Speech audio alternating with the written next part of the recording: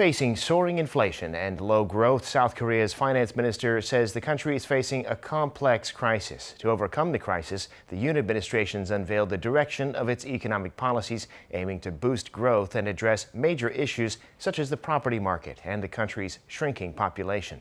Eum Ji-young has more. South Korea has raised its inflation outlook for this year to a 14-year high of 4.7%. It's a drastic increase from the 2.2% estimate made in December. Also, the economic growth forecast was slashed to 2.6% from an earlier projection of 3.1%. Mentioning this, Finance Minister Choo Kyung-ho on Thursday unveiled the economic policy directions that'll help the South Korean economy overcome what he's referring to as a complex crisis.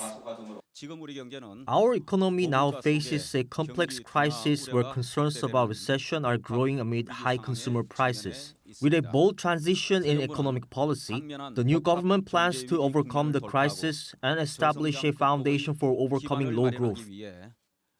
Choo singled out as the top priority stabilizing inflation and people's livelihoods.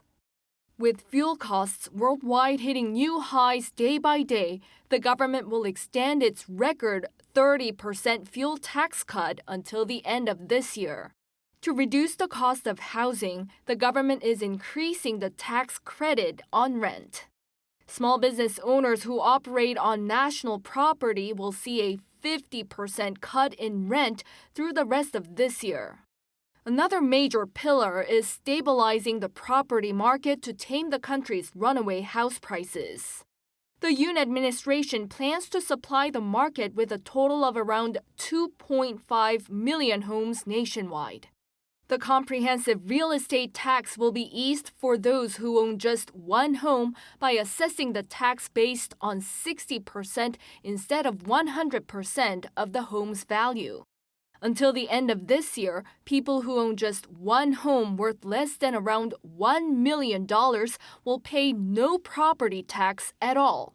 Also, for those who own just one home, the government is going to bring down property taxes to a level similar to 2020 prior to the surge in prices.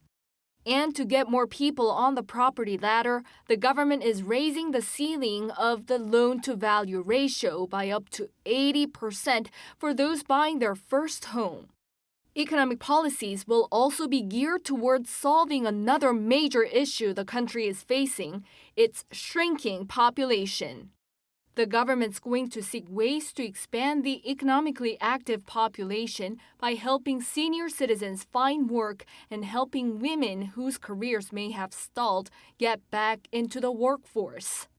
Also, incentives involving cash payments and tax incentives for parents. Changes will also be made to regulations on the national debt and the deficit with the aim of keeping government debt in check.